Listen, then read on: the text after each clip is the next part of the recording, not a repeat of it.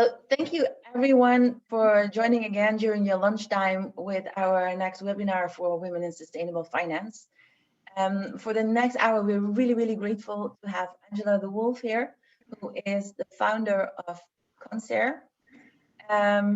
She has allowed also the presentation to be shared afterwards, so you don't need to make all the notes. So if you would like to have the presentation, feel free to contact us afterwards and we're happy to share it with you. Angela has also said that she's very open to address questions during the session. So if you have any questions, you can decide if you would like to open up your speaker, which you can do, or if you would like, you can also feel free to write the questions in the chat, and Angela will address them during the presentation, and I will also guide Angela during the way when there are questions coming in. So please feel free to make this interactive. On Angela, I'm not going to make a long introduction about who you are, because most people could already read that on our website, of course, and on the invitations. We're very grateful because today you're going to tell us how technology can be combined in the forest that is arising on sustainable finance, where a lot of people have difficulties in finding their way, and what is the most efficient way, what are the sustainable finance opportunities that fit me most. So we really grateful that you're helping us see the overview, to have the overview, and also to share your personal story with us, because you've been in the finance industry already for 28 years, already for quite some time. You've seen all the ups and downs. You had the courage. You've been already in sustainable finance as a pioneer for a very long time, and had the courage to make yourself independent. So I would say for the next 45 minutes, afterwards we have some more room for question and answers. The floor is completely yours, Angela. Thank you so much. Okay, thank you. Thank you very much, Edith, for this introduction. I'm very pleased to have all of you. I don't know how many, but many women and I think some men joining. It's quite a pity for me that I cannot see your face and not exchange more personally, because this is really something I like to do, and very often it's more shared experience than just myself expressing my own experience. Nevertheless, I think it's important also after so many years to express and to share with you what was the way and why I joined and arrived in sustainable finance, and today also how indeed we embrace technology in order to bring transparency and also more neutral approach and comparison in this large field of sustainable finance. So I'm going to have some slides. I'm happy to share this slide with you. And just to give an overview, so where I come from and with whom I've built Concer. Now it's more than quite 15 years. Don't hesitate if you have any questions or if you want to react to my purpose. I will be really happy, and I will really welcome any comments, because sometimes I feel a bit alone on talking on the presentation. So just to make it short and to explain how I would like to introduce, Concer is an advisory company that has become even more with the time, as transform the company in more an ESG verification, because the market is becoming a mainstream market. And we consider there is a space and there is a need for independent advisory, but also a neutral approach to compare the different solutions in the sustainable finance market. As Edith just said before, yes, indeed, it's sustainable finance. There is a strong commitment for this topic. I started personally in 2000. It has been really a huge, I would say, discovery for me, which I was financial analyst, and I just saw how much potential and how meaningful it was to introduce additional criteria to the financial criteria. So this commitment for sustainable finance has been an evidence in 2000.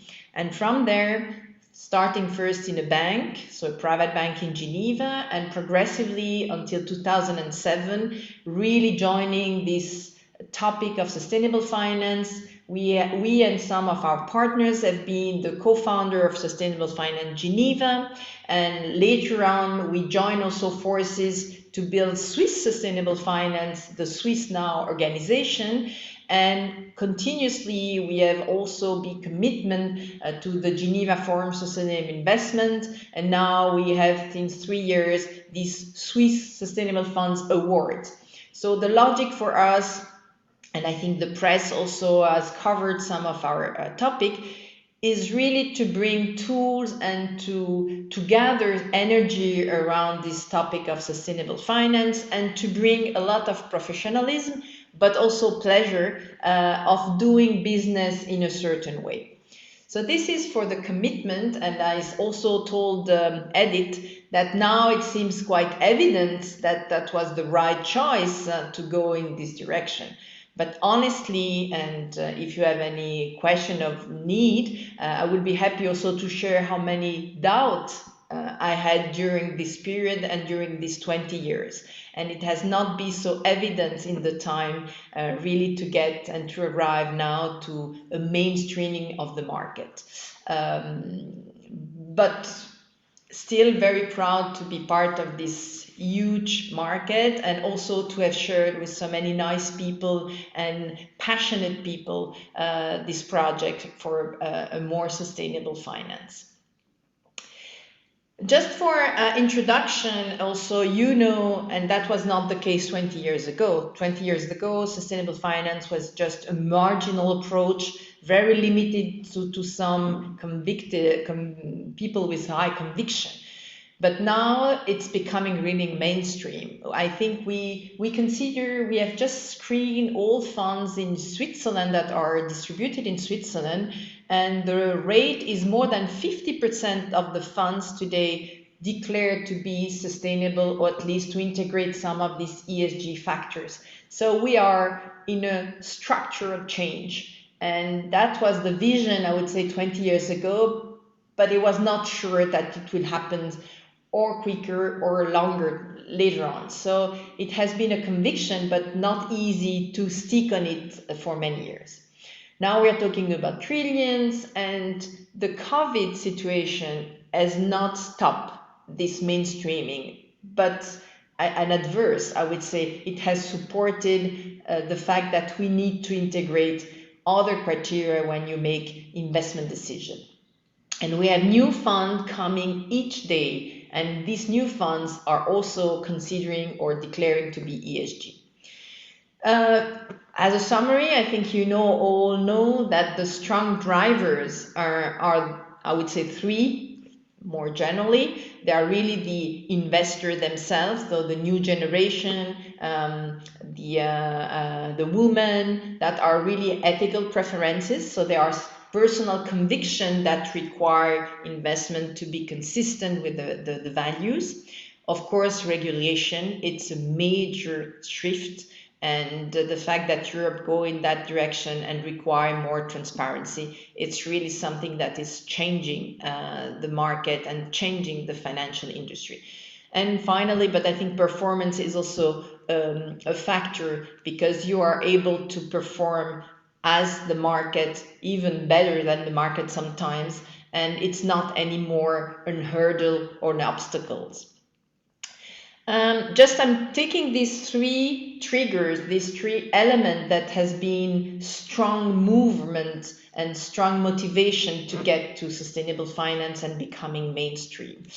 Of course, ethical preferences it's of course a major trigger, but as we advise pension fund, foundation, private investor, we see how much differences are in this by these investors. So it's not an homogeneous, I would say, request, but there are really various sensitivity, and you all know this different approach of sustainable finance. Some are more financial driven, other are more impact driven, like foundation.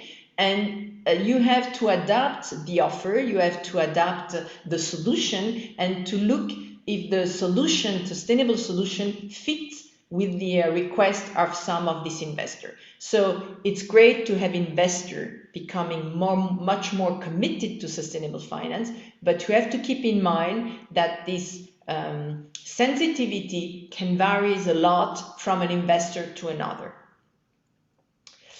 Increased regulation, I think I'm not going to get very deep in this specific factor, but I can tell you that the change is huge and major, and we have a lot of requests also from asset manager requiring how can I disclose and how can our funds be consistent with the sustainable finance disclosure regulation. So this push to transparency, this push to clarify what you are doing, it's really becoming a very important trigger, very important motivation for asset manager to go in that direction. Additional, of course, from the motivation of the investor themselves. And finally, just 2 words about performance. We are covering and following many funds, thousands of funds, and we see how much today you are able to offer performance and I would say ESG quality or even more impact. And in this perspective, there is a lot of solution present, and it's not possible to say that you will overperform or better perform, but you cannot also, there is no evidence also to say that you underperform. So the question of performance, which has been a very important obstacles for years, in our case, at least when we are advising this large institutional investor, it's now becoming really a different problematic, and it's not the purpose. Of course, investors still keep in mind the importance to have an adequate performance in order to fulfill their fiduciary duty. So performance is still critical, but people see that there is possibility to join performance, financial performance, risk returns, and sustainability or impact. The thesis is just an introduction about the market itself. So everything seems to be great and everything seems to be nice and easy. So naturally, we see this growth in the market. But still, I think it's 1 or 2 years ago, there is a dilemma that has emerged. And this dilemma, of course, emerged into the market more because people were not so aware of what is ESG. So the education on what means environmental, social, and governance was not so spread into the large market. And there is this problematic that has been highlighted by the MIT study and later on from the Financial Times, Forbes. But in the recent years really emerged the fact that today the ESG rating, the ESG score that are given by some rating agency or by some asset manager comes to a very different, I would say, final opinion depending how you look at a company. So this problematic of divergence of view brings a lot of complexity for investor. And this is just an illustration that has come out from the Swiss Academy, and they show by looking at the different rating agency, comparing the final score, and you see that in average on the total ESG evaluation, you have just a correlation of 0.46, which is quite low. And that's explained that if you choose a certain rating or if you choose a certain evaluator or score, you don't get with a similar ESG quality, depending on the view, depending on what you are choosing as a score. And this brings indeed a certain complexity. And the consequences of this, I would say, non-standardization and this expression of multiple views bring this dilemma and this issue now into the market. And there is a dilemma at the asset manager levels, but there is also a dilemma at the asset owners levels. So for asset managers, it's really important to build the ESG credibility. How can you differentiate yourself from the other? How can you, as an asset manager, convince the asset owners that your approach is the right one, or the approach is consistent, and that you are doing a real ESG, I would say, a research. So it's hard to differentiate.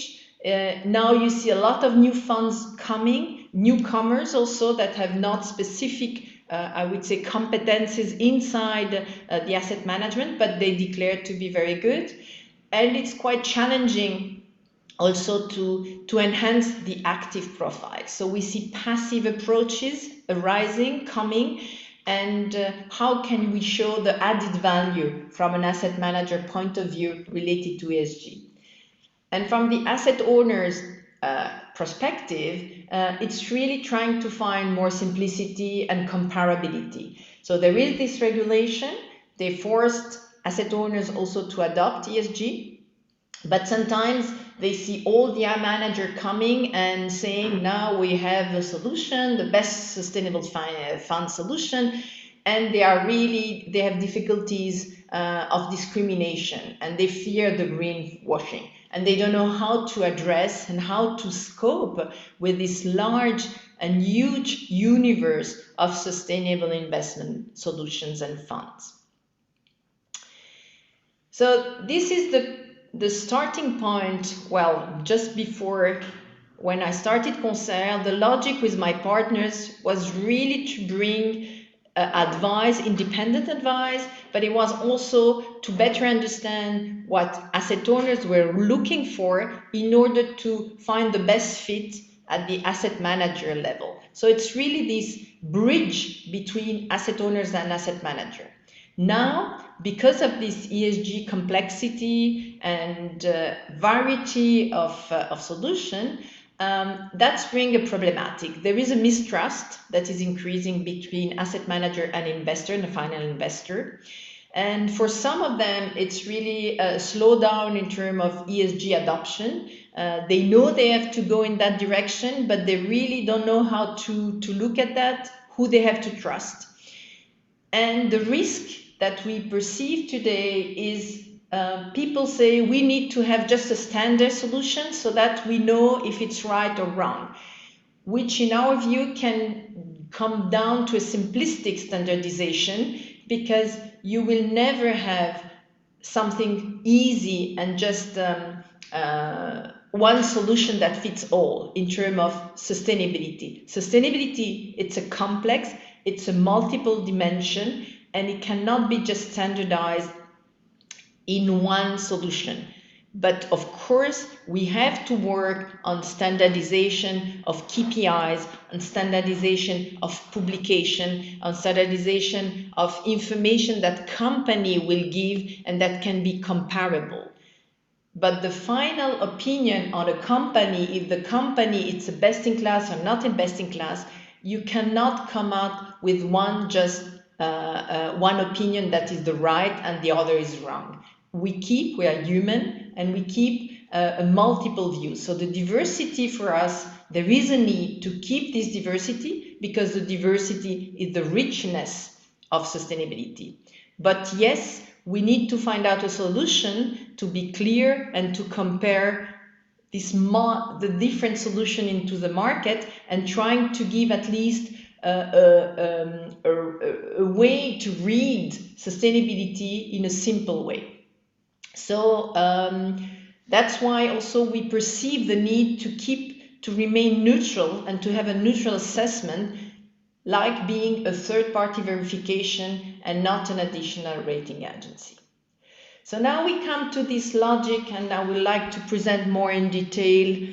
If you have any question, please don't hesitate to ask. But why we have get to this logic of becoming more fintech, looking at data, and also to have this technology supporting this approach of neutral and multiple views. This is why Concert has been created, I would say, 15 years ago, and now it's becoming trend and tend to take the place of the third-party verification, because the meaning there is for us a really need to recreate and to rebuild the trust between asset owner and asset manager, trying to give them the tools to have a dialogue, a constructive dialogue, and not just a mistrust. It's trying also to keep the complexity of ESG, because we consider there is not one truth, one is right, the other is wrong. I think there is really a different sensitivity and approaches that we need to keep if we want to cope with sustainability, but trying to give tools in order to make this journey more easy and user-friendly. And just to establish this transparency as a core value, because if there is no transparency, it's very hard to fundamentally compare the different solutions. And to do this and to offer this solution, we have developed a brand and we have developed tools. Now it's more than 5 years that we are really using this ESG consensus, meaning it's not a new rating. We are not doing, I would say, a fundamental analysis of a company. We have ourselves the capacity to do it, but it's really for us to aggregate various opinions of ESG experts. So the final opinion of rating agency, of asset manager, of large sustainable investor, for us, it's a lot of wisdom that we try to capture, to aggregate, and to give this consensus how the market perceives certain company. And I will give you some concrete example of company in the market.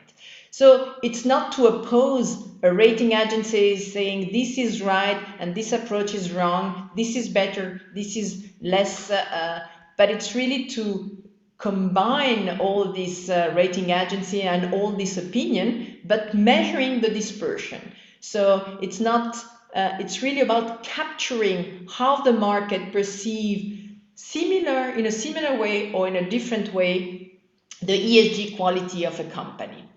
So this tool, by not being a fundamental analysis, but a meta-analysis of various opinions, it's a really powerful tool to evaluate the quality of any kind of investment, and it's very useful to compare fund from the bank A, from the asset manager B, and to have, for example, for very large portfolio of pension funds that do invest in 80 funds or 100 funds, it's important to have the similar reporting for all of these funds and try to compare orange and apples. So technically, and after, if you have any specific question, I would be happy to share on this and answer your question.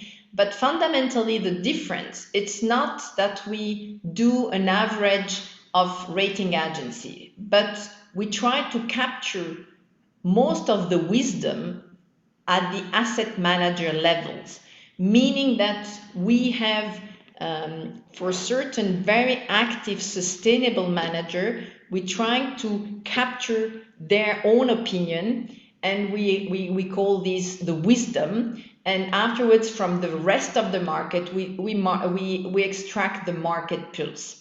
And we have also the universe, the best-in-class universe from rating agency, the classical one. We use also KPIs coming from these Refinitiv, CSA, S&P, and Trucost, and MSCI, and all together. So we try to capture their investment universe and their best-in-class. And we also look at all the large ESG investor and the lists that are publicly. And all together, in our, I would say, data scientists, we have aggregate all this information, and it's by a reverse engineering that we are able to capture, and we get the sense of how, I would say, rating agency, asset manager, and leading ESG investor consider a certain company like a Danone here in that case, or Barrick. And we measure two things: the ESG average, which can be above or below, is it a best in class or not a best in class by aggregation, and the strengths of the consensus. Are all the experts converging with the same opinion, or do we have a lot of divergence of opinion? Just to make an illustration very clear, I can take the example of Volkswagen.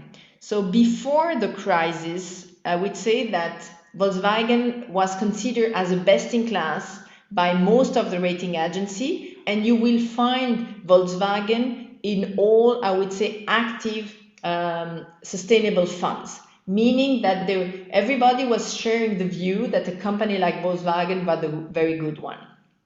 After the crisis, so you saw very quickly the active asset manager just getting out from an investment like Volkswagen, but still the rating agency keeping a certain time before to downgrade the rating of this company.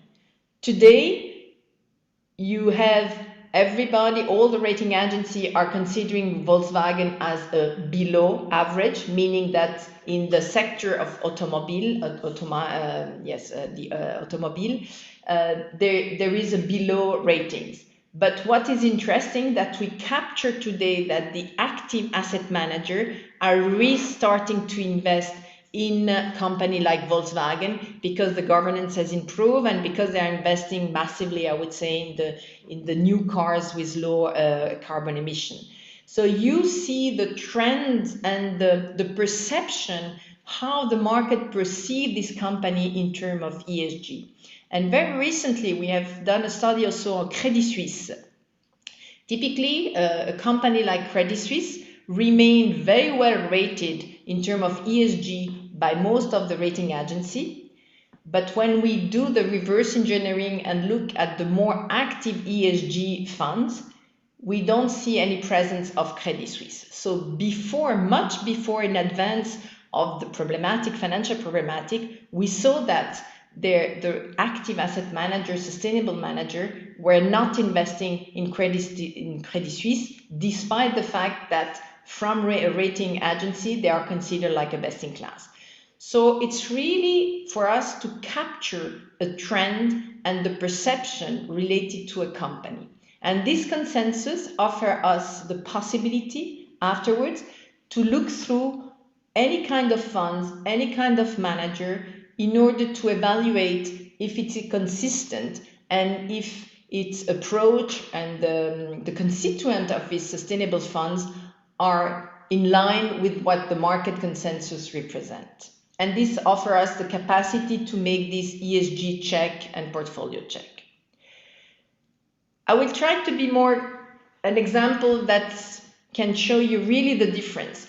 We try not to judge ourselves and not to say, well, these funds, it's good or bad. We really take the bottom, so the constituent of a fund, and evaluate through the consensus how do they correspond to exactly what the manager is declaring.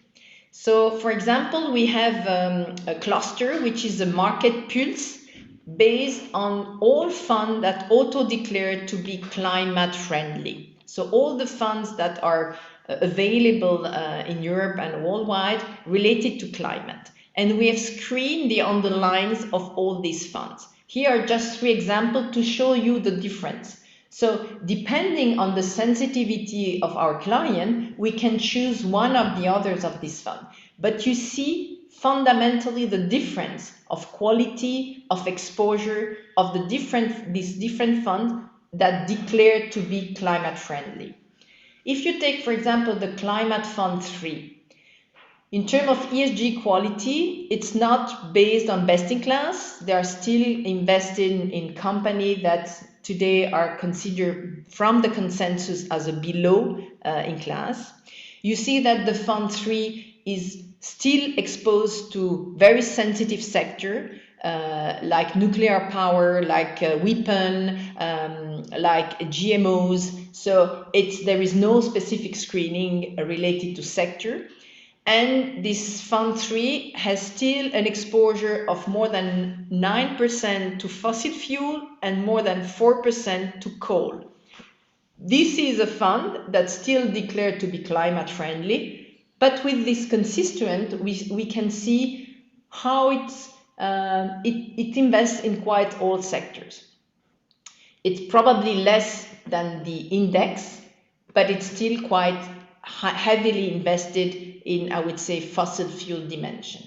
If you take the Climate Fund 2, for example, you see that the research is really about having a very good, high quality in terms of ESG. You see that there is no exposure to any specific or controversial sector. And more significantly, this Climate Funds 2 is heavily invested in clean technology and water team, and very few exposure to climate and fossil fuel. So these two funds that declare to be climate, you see how much difference there is between the 2 and the number 3 in terms of quality of constituent. And this is the approach. Probably after you have to look at the performance and just as an investor decide which one fits better with your definition of climate friendly. So globally, this is what Concert tried to do, to be this intermediary and trying to give transparency and a way to compare the different solutions into the market. Without, I would say, giving our final judgment. It's about the investor himself to decide which one of the 3 funds or the 50 funds that are declaring to be climate friendly is the best that fits with his own requirements. So, I'm going to close here in order to open also the discussion and have your question. But this third-party verification, so this neutral way to compare various solutions, it's what we use today to audit the large portfolio of large investors, so pension funds. We have foundation also asking us to evaluate that the manager are fulfilling the requirement they have given to them. So it's really an independent verification. We are working for the Swiss Sustainable Fund Awards, and our methodology used by the jury in order to make the final choice of the best funds. And also we work now with the UNCTAD to do this Global Sustainable Funds Award that will be launched this year. So just to make it short and to close this first introduction, and I will be happy to have your question. So we are really have this transformation from a pure advisory, understanding that our clients need, supporting strategically our investor to go to sustainability, and now having defined some tools that help our client to make the best choice, and also the choice that is more adequate to their own, I would say, value and their own criteria. So we try to give this transparency and this comparability, and leaving the market choosing which one really fits with its own approach. So we do what we call the charter. It's a value mapping. We assess the portfolio, and we also help investor to choose the solution that is better in line with his own conviction. I think I've finalized. Yes, now we are in the logic of really defining a digital ecosystem for an institutional investor, meaning that some investors are giving us the access on an ongoing basis, so on a monthly basis or quarterly basis, to review and to check the portfolio and to ensure that there is a monitoring and a capacity to ensure that it's still consistent with this ESG requirement. Yes, so I'm close with the presentation, and I hope I've addressed the question why we consider that there is a space for technology, because it's a lot of data coming from the huge portfolio we receive and all the information we need to construct this consensus in order to capture a neutral way of the ESG. Thank you so much, Angela. I think for me, I've learned a lot. I see a lot of insights, and I'm also grateful that there are tools out there which help investors and us to make the difference, to be able to make the choice which what kind of investments fit best. And we have the first question coming in from Anik, who asked, how do you take into account whether a rating company takes into account the economic activities, the products and services, or only the CSR activities? You can read it in the chat, yeah? Yes, how do we make the difference from the fact that it's just on the CSR and the economics? Yeah. So you say in when you look at the consensus, for example, or? Yes. Yeah, most likely, because when you look at the company, are you only looking at the CSR activities, or are you taking all the economic activities into account? That's what I read out of the question. And Anik, if you would like to elaborate, please feel free to. Yeah, I think it's a very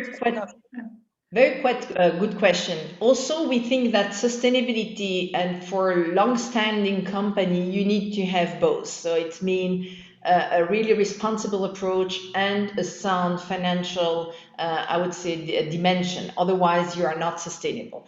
But the question is, it's interesting, because if you take an ESG rating agency, they just focus on ESG factors. So KPIs for the environment and social and governance are really related to the capacity to look at this CSR dimension only. But when you come to when we do the reverse engineering for the sustainable asset manager, there is a question mark of, do they take also the financial elements when they do their choice, and not only the ESG? And in some way, yes, but when you are an active manager, and we saw the difference, for example, when you take the Credit Suisse, the rating agency, I told you, were considering the company as being a best in class. And we saw also that most of the financial analysts were still considering a buy or hold on a Credit Suisse. So the financial dimension were more positive.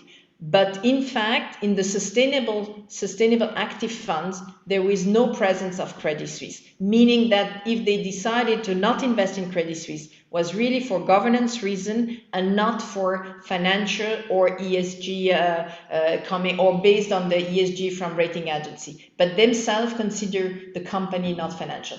But I agree, there is always a possibility that is not so easy to make just you are good but not financially sound. I think there is a logic of combination that sometimes can be all together. May I rephrase my question? Sorry. It comes from the fact that the EU taxonomy is now assessing also what economic activity a company does, like what kind of transportation they provide, whether it's fossil fuel cars, electric cars, or trains, etc. Or it assesses how much CO2 production a cement factory is using. And so far, some rating agencies have not taken that into account. They have focused on governance structures of a company, on whether or not they have an environmental policy or not. So I was just wondering, in your comparing tool, to what extent do you already take these economic activities into account that will be necessary for the EU taxonomy? It's a very good question, and it's indeed something we have to focus on it. It's more about additional KPIs to be introduced than really changing the ESG consensus. Meaning that you are right, we try now to find out this EU, if is it green taxonomy or not. So it's a percentage, to get the percentage of sales of a certain company, is it considered like green, brown or not? And I think there will be an evolution, because the first obligation is for company to public, to disclose this information. It will today, certain rating agencies are working on it, but it's more on assumptions. But the real possibility will come once we have the data that will be disclosed by companies themselves based on systematic KPIs, that these KPIs have to be standardized. But currently, it's more based on some assumptions, because we don't have the real specific data.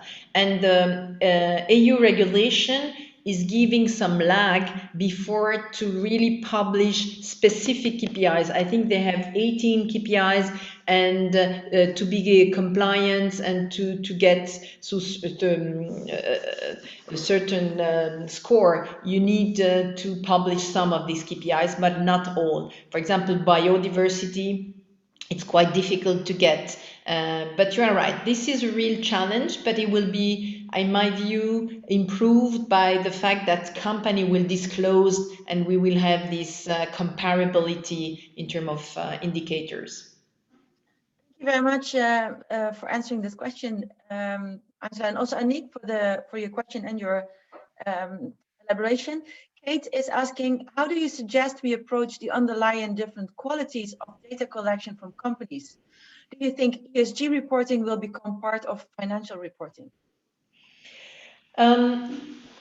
Yes, it's a very good point. And having myself being a financial analyst, I think, yes, we will join. And I think now there is an initiative between the Big Four joining forces in order to support in the direction of GRI, supporting company to define exactly the data and the indicator to be published. And this will make the change in order that information, practical information, specific indication have to be standardized. Then when you compare a company in the food, you compare indicators that are really in the similar sector, that really cover the CO2 emission. We have now with CO2 emission, I would say we are close to something standardized. But for the rest of the information, we remain with a lot of difference of publication between a company to another. So I think it's fundamental that we get to a similar approach like the financial results, to be disclosed in a standard way. But afterwards, like in the financial analysis, it's not because you have the indicator that are correct that analysts come to the similar conclusion on the ESG quality of the company. So we will still have different views and different opinion on a company, even if the KPIs are standardized and are published in an auditable way. But yes, it's very important that we get there in order to be more consistent in the way we publish information on company. Thank you so much. Yeah, I think it's almost inevitable going forward to include it. Alexander is asking, how many funds in Europe do you cover? So we have now globally, we just have done, I think it's 1,000. So meaning that there is the look-through, and most of the sustainable funds offer a look-through, yes, with a certain lag. Now we get a direct contact with the best active ESG manager, because they give us the transparency of the funds. But fundamentally, there is 1,000 funds that's declared to be sustainable in Europe, and worldwide we are about, or it's a little bit more, but worldwide there are 5,000 funds now that we have screened for the global award. Thank you. That's already quite a lot, and I can imagine that more funds are in the scope every day. Thank you for posing the question. The next question comes from Reba, and she asks, could you explain on the issue of norms in the comparison table of the climate funds? How is that assessed? Sorry, I don't have, what is assessed? So here in the comparison, what is assessed? Yes, it's the underlying. So from each of these climate funds, we get all the underlying. So the composition of the company that are inside these climate funds. And based on the approach of the consensus, it's our capacity to evaluate how much are exposed to fossil fuel, how much company are exposed to clean tech or recognized as a clean tech, how much company have recognized to have a percentage of their sales related to weapon, to nuclear, to tobacco. So this is, we have specific KPIs in order to see the composition. So this comparison is based only on the composition of this fund that declared to be climate funds. Thank you. Can I just come in quickly, please, just to clarify? Yes. Go ahead, Reba. Thank you. Because under the norms, for example, I see something that looks like a justice scale. So, and then there's another icon also that has people there. So I was just wondering what type of context you are looking at when you are assessing that particular type of information. Thanks. I'm not sure to get your point, the context. So the fact is we have gathered all the funds that have in their definition to be climate funds. So this is an auto-declaration done by all the funds present in Europe related, and that's considered to be climate. When we have these 50 funds, which is our cluster, we have the transparency and the composition of all these climate funds. And because of the composition, we can go through the composition and we can extract and say, okay, these funds, the number 3, for example, still have more than 1% to company that are active in the nuclear dimension or to the GMOs or to weapon. And this fund is also composed of company more than 9%, quite 10%, that are active in the fossil fuel sector, which is, for example, not the case of the Climate Fund 2, which is only very slightly exposed to fossil fuel and has no more company exposed to the coal. So it's a factual dimension. It's just about the percentage of sale of the company that are present in these different funds. So it's not about our assessment, it's really a systematic approach of saying that's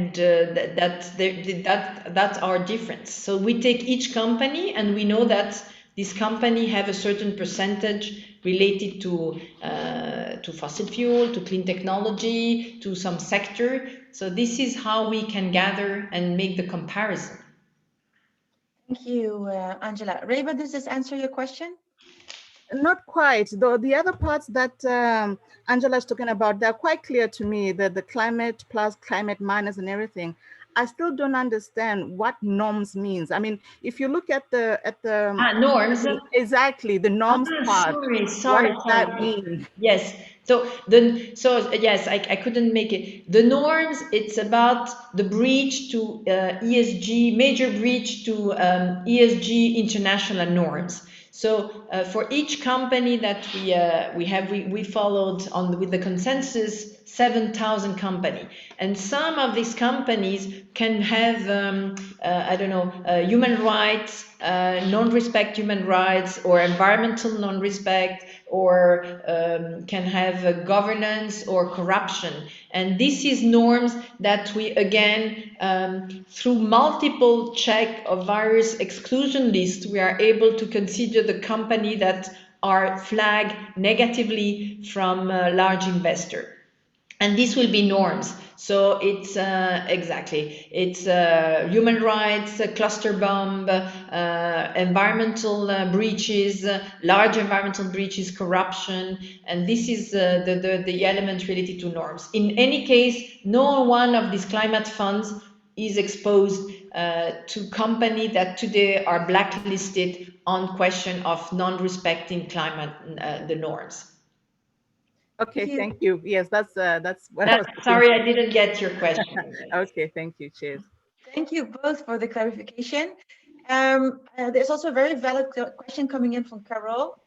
She says, I'll group them together, Carol, if you don't mind. There are actually 2 questions. She says, how do you include engagement and how do you measure the impact? In your pre-funds example, Fund 3 could be having a greater impact than the other two funds. And impact is a great theme for the younger generation, especially for the next gens. Yeah. So how do you include it, and how do you do it?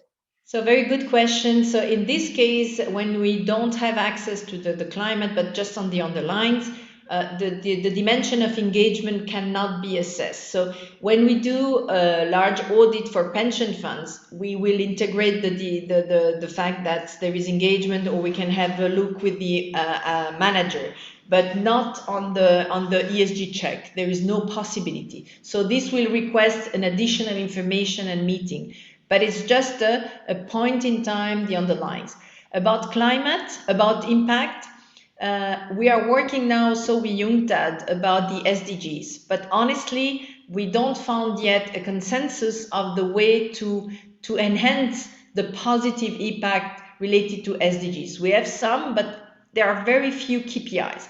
For us today, we keep it on this measurable dimension. For example, on climate, if there is positive, so clean technology for us, take the climate fund 2. For us, there is a lot of positive impact because it's very focused on clean technology, on water team. If there is any green bonds or sustainable bonds, we are also measuring it as more positive impact. And then, so we try to find out number of women on board. So we try to keep some specific indicator that can confirm the positive or negative impact. But we work now with the UNCTAD on this allocation from SDGs. But still, yes, I think there is still a way to go before to make a real comparability between funds that declared to do impact and using the SDGs. But at the end, what come out is not so clear about the positive impact. So we are expecting for a better consensus. Thank you, Angela. And also thank you, Carol, for the very valid question. Because I also personally think that impact is becoming more important. Anik is also asking the question, are you aware of good comparative tools of funds and ETFs for private investors? Yes, so you say if there exist, well, we are with TrackInside, our tools is used now to screen most of the ETF worldwide, and the results are also now public on the financial Financial Times hub on ETF. So again, this methodology, it's applied with our partner TrackInside, which has a platform on ETF. And again, it's doing the similar approach on screening the underlyings and seeing if there is any specific good quality or a specific impact. Thank you, Angela. I think that those are the questions.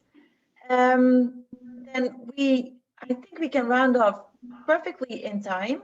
Thank you so much for the insights. Thank you so much for the development, and also sharing a bit of your personal story with all the ups and downs in the sustainable financial industry.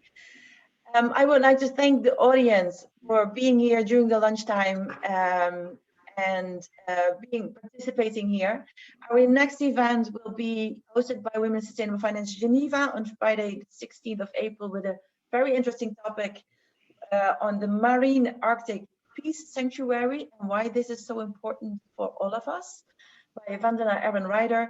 And on the 22nd of April, we will have from 5 till 7 p.m. the masterclass with Board Owl on advisory boards, so where we can help you women train you to become an active advisory board member, so we can bring sustainability, equality, and authenticity into companies with our organization, what makes us really grateful.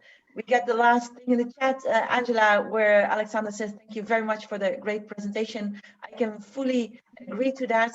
Thank you all for being here. If you have any questions, then please contact ourselves or contact Angela directly. The video recording will be shared on our website of Women in Sustainable Finance. And if you would like to have the presentation, you can also contact us. We'll be happy to forward it to you.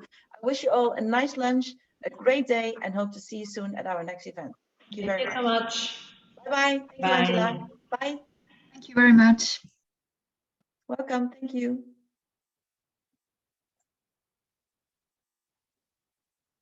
Thank you, Kate.